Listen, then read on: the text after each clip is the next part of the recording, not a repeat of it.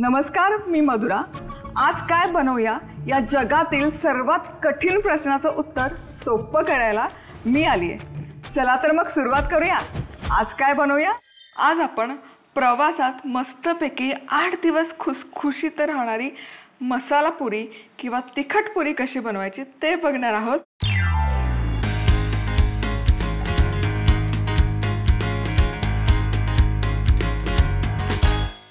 तर ही पुरी बनवण्यासाठी इथे पाव किलो पावशेर मी बारीक रवा घेतलेला आहे। बारीक रवा घ्यायचा।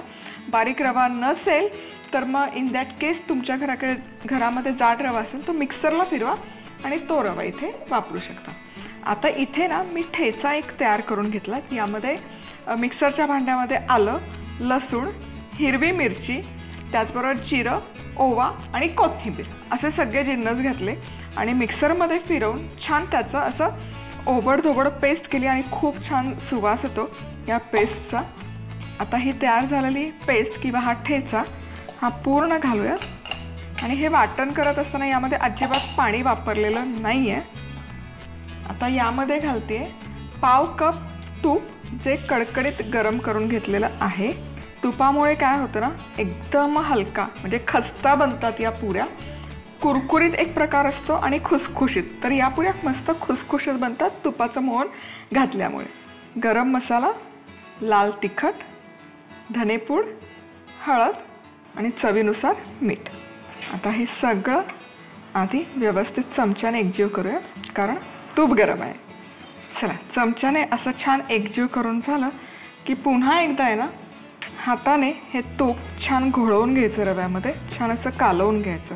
आता यात थोडं थोडं पाणी घालायचं आणि हलकासा मौसूद गोळा मळायचा।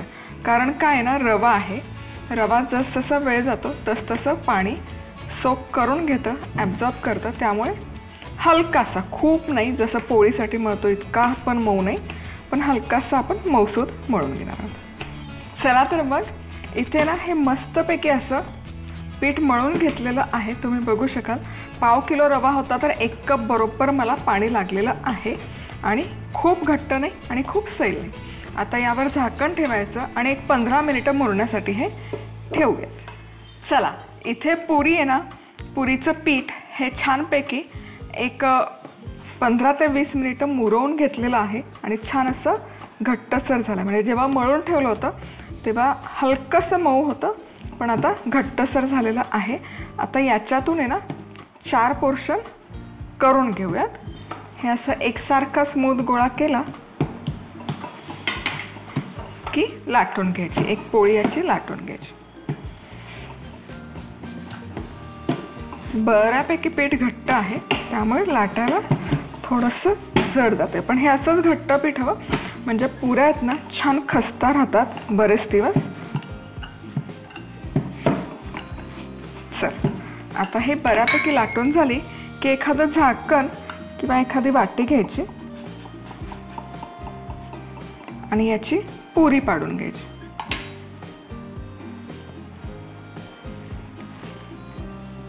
चला, इथे सगळ्या पुऱ्या एकसारख्या लाटून घेतलेल्या आहेत, सुंदर दिसत आहेत, तेलही छान गरम झालेलं आहे।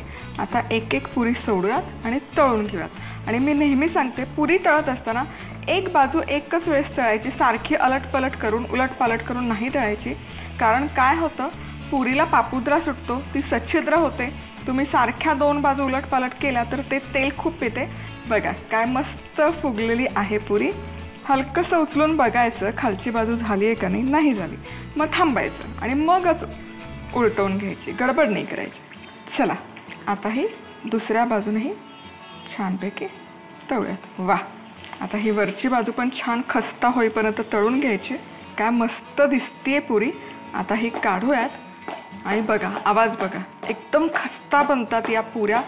वा, आणि या पुऱ्या आहेत ना खूप हाय हीटवर नाही तळायचं। काय होतं ना, पुरी फुगावी म्हणून हाय हीटवर तळतात पण आतमध्ये मग कच्ची राहते, त्यामुळे मीडियम हीटवरच ही पुरी तळायची, अजिबात ऑइली दिसत नाही। तुम्ही बघू शकाल। आता ही ठेवूयात जाळीवर।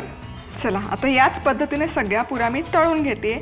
या पुऱ्या तळायच्या, अशा छान जाळीवर ठेवायच्या, सगळ्या बाजूने थंड करून घ्यायच्या आणि मग हवाबंद डब्यामध्ये फार त्यावर एकावर एक न चेपता भरून ठेवायच्या।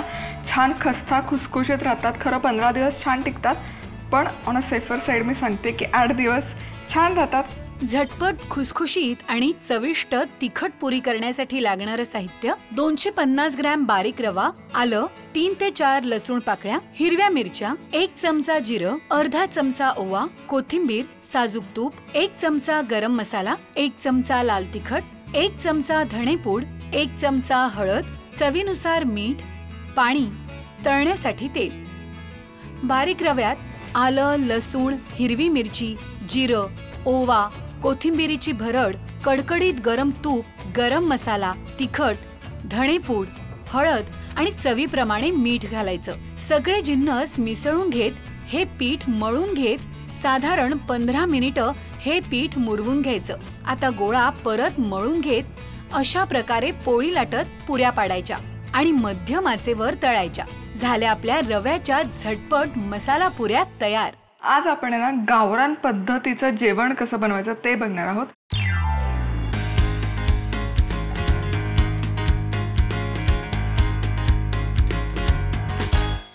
आता फोडणी करता इथे तेल गरम केलेलं आहे.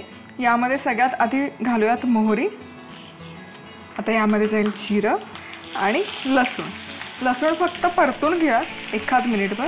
तेलाचा थोडा जास्त वापर करतो या पिठल्यासाठी. आणि आता यामध्ये घालूयात बारीक चिरलेला कांदा आणि कांदाही परतून घेऊया. इथे कांदा ना मस्त असा सोनेरी रंगावर परतून झालेला आहे.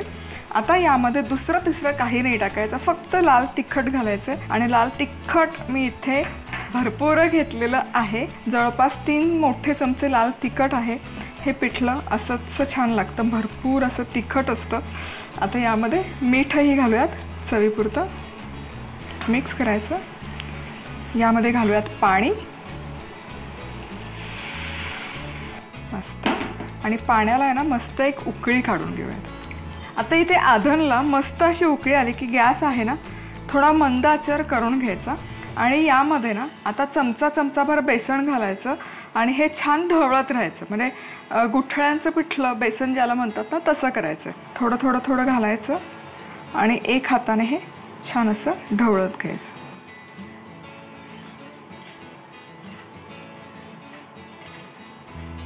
आणि हे पिठलं बनवून तयार आहे. आपण तेल थोडंसं जास्त घातलं होतं सुरुवातीला, तुम्ही बघू शकाल.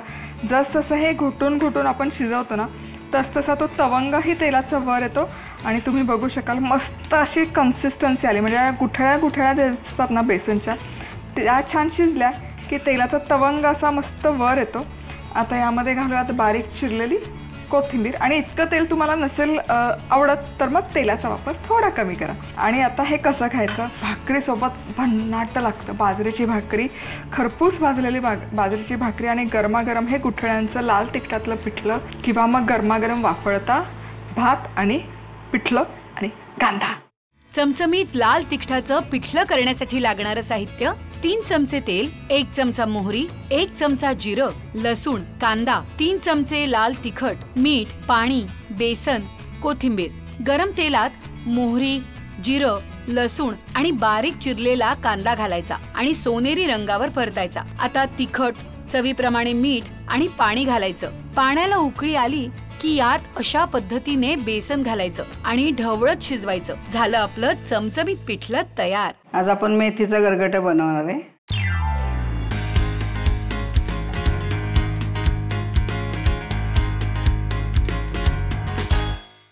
मेथीची पातळ भाजी म्हटलं तरी चालेल, गरगटा म्हटलं तरी चालेल, पण खूप खमंग होतं. अतिशय सोपं आहे बनवायला आणि रुचकर आणि पौष्टिक आहे. काय करूयात सुरू? सगळ्यात आपण एक वाटी डाळ अर्धी वाटी डाळ भिजवलेली आहे. 1 तासच भिजवायची ती डाळ.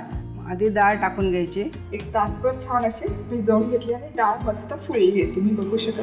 आता ह्याच्यानंतर मेथी टाकणार आहे आपण. सो मेथीची पानं खोडून स्वच्छ धुवून अशी बारीक चिरून घेतलेली आहे. त्याच्यानंतर अर्धा टोमॅटो चिरलेला आहे, तो वरनं टाकायचा. कुकरमध्ये नाही शिजवायचं? नाही, कुकरमध्ये नाही. 5 ते 10 मिनिटात शिजते ही भाजी. कारण डाळ आपण भिजवून घेतली. तर पाणी घालायचं? हां, थोडंसं. झाकण ठेवून शिजवायची का अशी? नाही, अशी झाकण ठेवून शिजवायचं, ते कडू लागतंय. कडू लागते. काळी डाळ आहे ना, प्रत्येक पालेभाजीमध्ये व्होलेटाईल ऍसिड्स असतात आणि जर आपण झाकण ठेवून ती पालेभाजी शिजवली तर ती बाहेर येत नाही, ते रिलीज होत नाही आणि मग त्या वाफेच्या रूपात ते पुन्हा त्या भाजीत मिक्स होतात आणि त्याचा कडवटपणा त्यामध्ये उतरतो आणि त्या पालेभाजीला काळपट रंग पण येतो. त्यासाठी कुठलीच पालेभाजी शक्यतो झाकण ठेवून शिजवायची नाही. आता ही अशी छान आपण शिजवून घेऊ.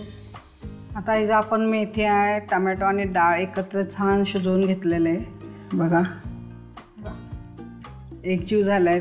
आणि डाळ ही बोट चेपी शिजवायची. या भाजीला आहे ना अशी खूप अशी डाळ शिजवायची नाही, म्हणजे अशी बोट चेपी शिजली पाहिजे, ते खाताना छान लागणार पाहिजे. हो.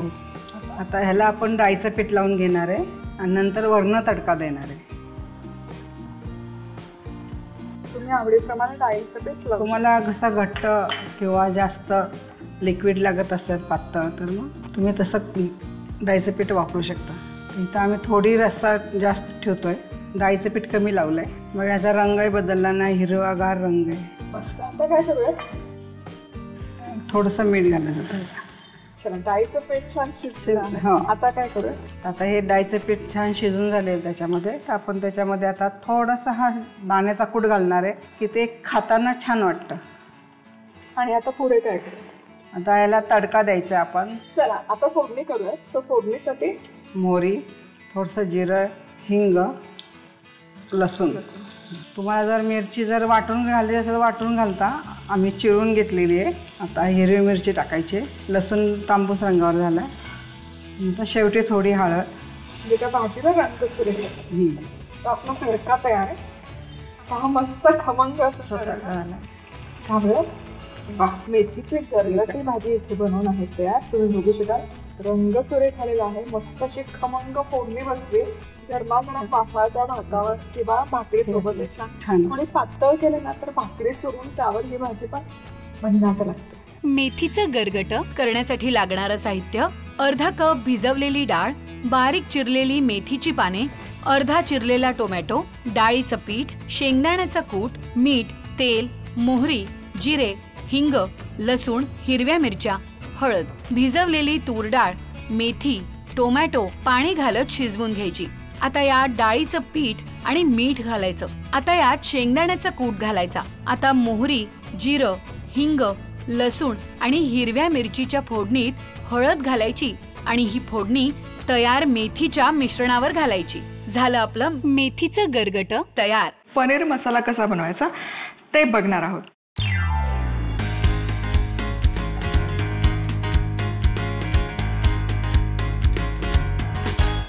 आता 10 जणांसाठी हा पनीर मसाला कसा बनवायचा ते बघतोय. तर इथे अर्धा कपला थोडे कमी काजू मी घेतलेले आहेत. यामध्ये गरम पाणी घालायचं आणि गरम पाण्यामध्ये हे काजू सोक करण्यासाठी 1 तासभर आपण बाजूला ठेवून देऊयात. चला आता प्रमाण सांगते इथे मी कसं घेतलेलं आहे. फक्त पनीर मसाला असेल तर 10 जणांसाठी 1 किलो पनीर मी वापरते, म्हणजे 100 gram per head. Side dish असेल ना तर हीच डिश तुम्ही 15 जणांसाठी आरामशीर जाईल. 1 किलोच आपल्याला कांदा घ्यायचा आहे आणि कांदा आहे ना बारीक जितका शक्य असेल तितका बारीक चिरून घ्यायचा आहे. फूड प्रोसेसर असेल तर फूड प्रोसेसरमध्ये तुम्ही हा कांदा अगदी बारीक चिरून घ्या. चला आता इथे बरोबर हा 1 किलो कांदा माझा चिरून झालेला आहे. आता इथे ना आपण टोमॅटोची प्युरी तयार करणार आहोत. अर्धा किलो बरोबर टोमॅटो स्वच्छ धुवून घेतलेले आहेत. आता प्युरी करायची त्यामुळे फार असे बारीक चिरायची गरज नाही आहे. एका टोमॅटोच्या अशा 4 फोडी केल्या तरी इट्स मोर दॅन इनफ.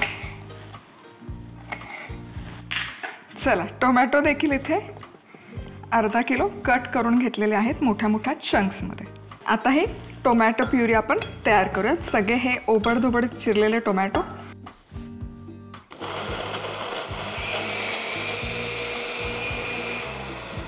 चला टोमॅटो प्युरी बनवून तयार. आता हे काजू जे आपण भिजवून घेतले होते हे छान फुललेत, तुम्ही बघू शकाल. आता यातलं पाणी न वापरता मग फक्त काजू घ्यायचे सोक केलेले. हे मिक्सरच्या भांड्यामध्ये काढून घ्यायचे. छान प्युरी तयार करायची.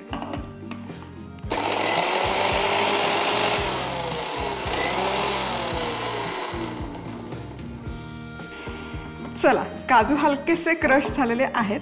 आता यामध्ये पाणी घालूयात आणि याची छान अशी पेस्ट तयार करून घेऊयात, काजूची पेस्ट.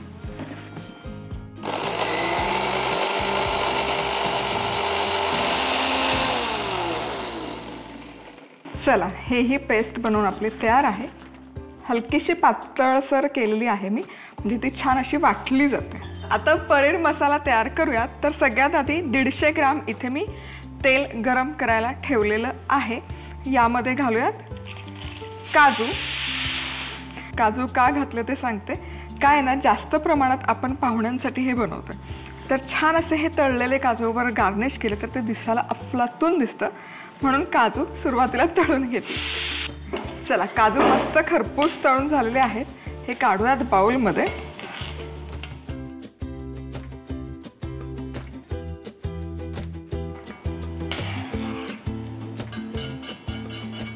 चला, काजू मस्त खमंग खरपूस तळून झालेत, तुम्ही बघू शकाल. आता याच तेलामध्ये 1 टेबलस्पून जिरं घालायचं, म्हणजे 1 मोठा चमचा, आणि खडा मसाला घालायचा. खडा मसाल्यामध्ये 1 मोठा दालचिनीचा तुकडा, 2 मसाला वेलची आणि 10 काळी मिरी आणि 10 लवंगा, असं खडे मसाले घेतलेले आहेत. याचा स्वाद जेव्हा जास्त प्रमाणात करताना तेव्हा शक्यतो खडा मसाला वापरा. चव म्हणजे ताज्या मसाल्यांची चव सुरेख उतरते.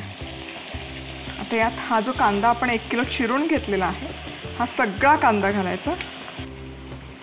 वा, आता यामध्ये मीठ घालते 1 चमचा. मिठामुळे काय होतं, कांद्याला पटकन पाणी सुटतं. आणि हा कांदा आता छान सोनेरी रंगावर परतून घ्यायचा. इथे तुम्ही बघाल, हा कांदा ना छान सोनेरी रंगावर परतून घेतलेला आहे. आता या स्टेजला यामध्ये घालूया टोमॅटो प्युरी, आलं लसूण पेस्ट. तर इथे मी 15 लसूण पाकळ्या आणि 1 इंच आल्याचा तुकडा घेऊन मिक्सरमध्ये छान अशी सरसरीत पेस्ट तयार केली. टोमॅटो छान कांद्यासोबत एकजीव होईपर्यंत परतून घेऊया. चला, टोमॅटो पण छान एकजीव झालेला आहे कांद्यासोबत. आता यामध्ये सुके मसाले घालूयात.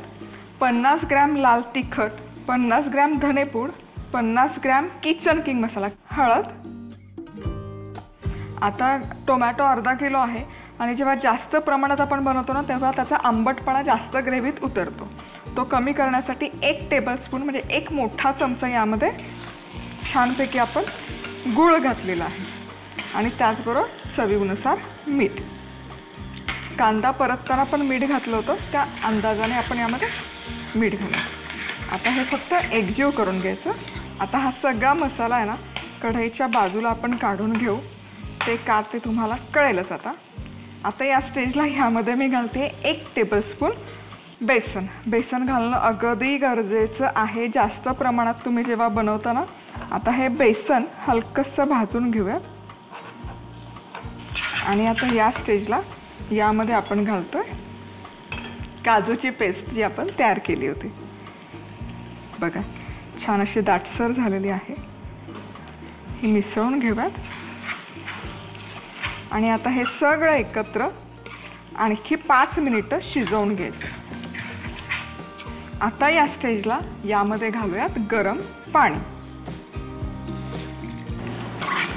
आणि हे मिक्स करून घेऊयात. आता हे पाण्याची कन्सिस्टन्सी अंदाजे तुम्ही ठेवू शकता. आणि पनीरमध्ये पण पाण्याचा अंश असतो, त्यामुळे जेव्हा आपण पनीर घालू ना, बऱ्यापैकी हे लिक्विड व्हायला सुरुवात होतं. आणि यामध्ये आता अंदाजेच मी कसुरी मेथी घालते. छान अशी हातात घ्यायची, क्रश करून घालायची. कसुरी मेथीचा स्वाद आहे ना, खूप छान उतरतो. आणि यामध्ये 50 ग्रॅम बटर घालणं गरजेचं आहे. छान तिची डिलिशियस चव असते ना, ती चव येते या पनीरला. आता ही ग्रेव्ही 10 मिनिटं छान उकळत ठेवायची. चला, काय सुंदर दिसते ग्रेव्ही. ही छान शिजतीये, तोवर आपलं पनीर तयार करूयात.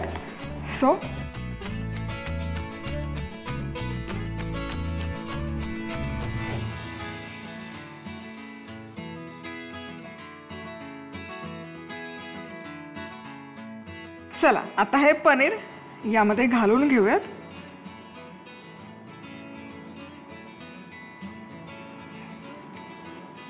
आणि पनीर घातलं ना की खूप वेळ नाही शिजवायची, एक फक्त 7 ते 8 मिनिटं शिजवून घ्यात. हा हा हा. आता फक्त एक उकळी काढली, 10 मिनिटं झाली पनीर या ग्रेव्हीमध्ये शिजवलं. वाह क्या बात आहे. आता गॅस बंद करते. काय रंग आलाय, काय टेक्स्चर आलाय, अगदी लाल बुंद ग्रेव्हीने लग्नाच्या बुफेमध्ये मिळते ना ताटामध्ये. सागर संगीत सर्व करते.